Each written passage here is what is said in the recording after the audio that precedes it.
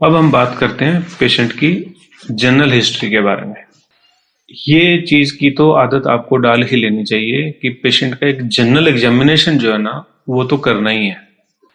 Patient की pulse देखो, अगर लगता है कि ब्लड प्रेशर देखना इस एज में ठीक ठाक है, बिल्कुल छोटा बच्चा है वगैरह है तो छोड़ो, लेकिन अगर एडल्ट है तो उसका बीपी देखो।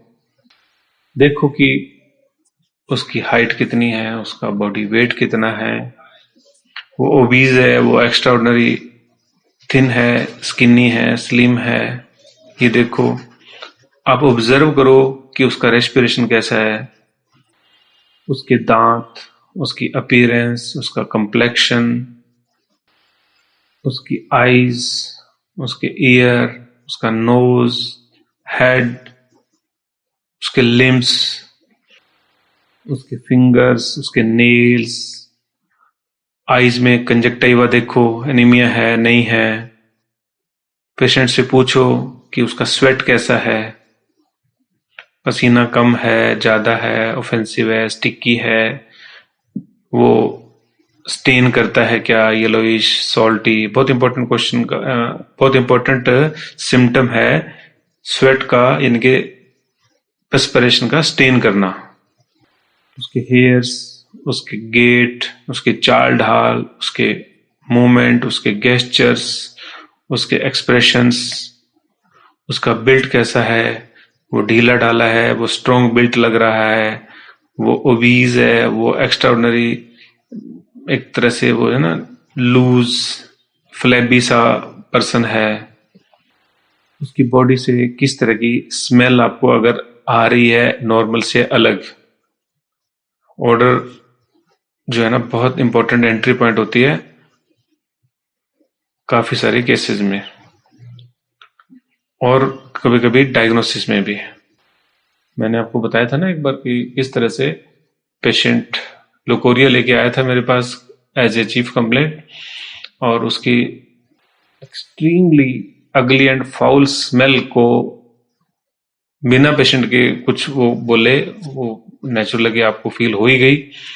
और मैंने उसको पेशेंट को बोल दिया था कि ऐसी कंडीशन में सस्पेक्टेडली वो पेशेंट कैंसर था, उसको यूट्रस का कैंसर था, वहां से डिस्चार्ज था, वो इतना अगली और ऑफेंसिव था ना जिसकी कोई हद ही नहीं है। मेरे को आज तक याद है वो डिस्चार्ज। तो इतना बैड ऑर्डर जब थी ना, तो कोई छोटी मोटी तकलीफ में ऐसी बैड ऑर्डर होती नहीं है, और उसको कैंसर ही था। तो आपको अपने सेंसेस को अलर्ट मोड पे ही रखना है। आप क्या देख रहे हो, क्या फील कर रहे हो, क्या स्मेल कर रहे हो, जो भी एबनॉर्मल दिखता है उसको आपने नोटिस में ले लेना है। जिस भी इफेक्ट होके वो हमारे पास आया है, जिस प्रेजेंटिंग कंप्लेंट को लेकर के आया है, उसका सिस्टमिक एग्जामिनेशन करना ही है। चाहे आपको कुछ शुरू में समझ आ रहा हो या नहीं आ रहा हो, सिस्टमिक एग्जामिनेशन आपने करना ही है। सिस्टमिक एग्जामिनेशन अगर हम देखें तो अगर पेशेंट आपके पास गैस्ट्रोइंटेस्टाइनल प्रॉब्लम लेके आया है, चाहे सिंपल एसिडिटी को भी लेके आया है, तब भी आपने पूरे सिस्टम को देखना है। कहां से शुरू होता है? टंग से, टीथ से। फिर पेशेंट को लेटा करके आपने उसका पेट को पल्पेट करना है। पहले इंस्पेक्शन करोगे कि हाँ जी पेट कैसा है, क्या उसके पेट पे विजिबल वेन्स है क्या, अगर हैं तो मैंने शायद आपको बताई हो, एसाइटिस में subcutaneous veins of the belly prominent हो जाती है, एब्डोमेन शाइनी हो जाएगा, एकदम से वहां चमक सी आ जाएगी जब उसके फ्लूइड होगा एब्डोमिनल कैविटी में। तो अब फ्लूइड किस वजह से है वो सब अलग बात है, लेकिन आपने देखना है। अस्कल्टेशन करेंगे, परकशन करेंगे, शिफ्टिंग डलनेस को देखेंगे। पेशेंट को छूना बहुत जरूरी होता है। हमें लगता है कि पेट में हमें क्या ही पता चल जाएगा, लेकिन नहीं। जैसे जैसे आप पेशेंट को देखते जाएंगे, आपकी क्लिनिकल डायग्नोसिस बहुत ही स्ट्रांग होता चला जाएगा। एब्डोमेन एग्जामिनेशन में आपको पता होना चाहिए किस जगह लीवर है, स्प्लीन है, स्टोमक है, लार्ज इंटेस्टाइन के जो लूप्स हैं वो कहाँ होते हैं, फ्लेक्सर्स कहाँ होते हैं, ब्लैडर कहाँ है, ओवरीज कहाँ है, किडनी कहाँ है। जहां अगर पेशेंट टेंडर फील कर रहा है, पेन ऑन टच फील कर रहा है, तो उस ऑर्गन की पैथोलॉजी उसको हो सकती है।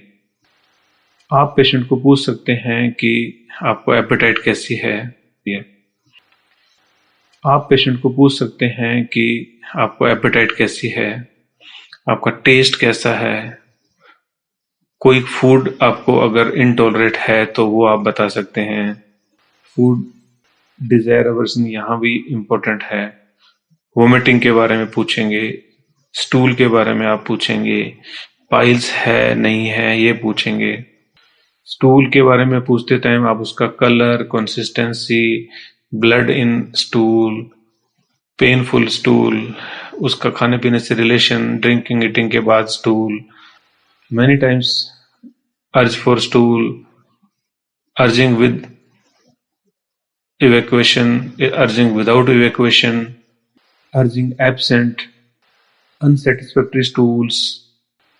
इस तरह से बहुत सारे स्टूल से रिलेटेड क्वेश्चन आप पूछ सकते हैं। खाने के बाद में, खाने से पहले पेट में अगर कोई abnormal फीलिंग पेशेंट बताता है उसको भी नोटिस करेंगे। empty algon sensation, heaviness, pain after eating, sleepy after eating, urge for stool after eating।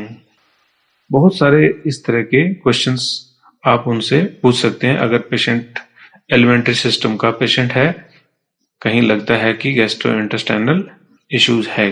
तो पेट में डिस्टेंशन अगर है, फ्लैचुलेंसी अगर है, तो आप फ्लैटस के बारे में, आप इरेक्टेशन के बारे में भी सवाल कर सकते हैं। रिलीफ हो रहा है इससे, नहीं हो रहा। पेट में जो फ्लैचुलेंट कॉलिक है उसको भी आप पूछ सकते हैं कि गैस इधर उधर चलती है, आपको फील होती है, पेनफुल फील होती है।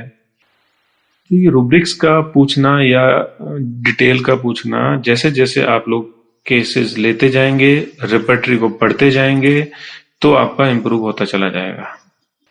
खाने में जो चीज पेशेंट को ट्रबल कर रही हो वो भी इंपॉर्टेंट होती है।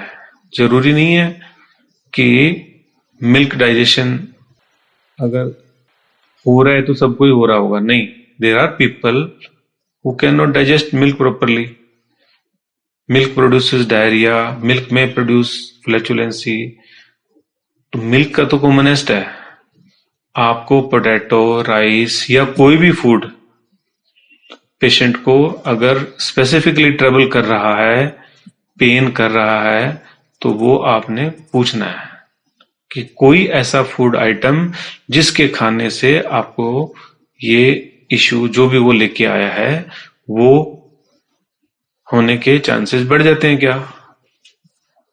तो वो रिकॉल करके हमें बताएगा। अगर वो कहे नहीं तो आप उसको कह सकते हैं कि अगर आपको बाद में भी याद आए या आप नोटिस करो तो आप हमें इन्फॉर्म कर सकते हैं।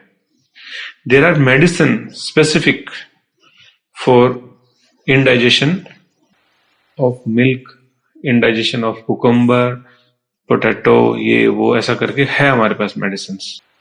या पेशेंट को कुछ भी और ट्रबल कोई खास फूड से हो रही है तो भी आप उसको ले सकते हैं कि क्या कोई चीज आपको खाने से ये ट्रबल होती है। तो फ्रॉम माउथ टू एनस आपने डिटेल उसको पूछना है अगर आपका पेशेंट एलिमेंट्री सिस्टम से इफेक्टेड है तो।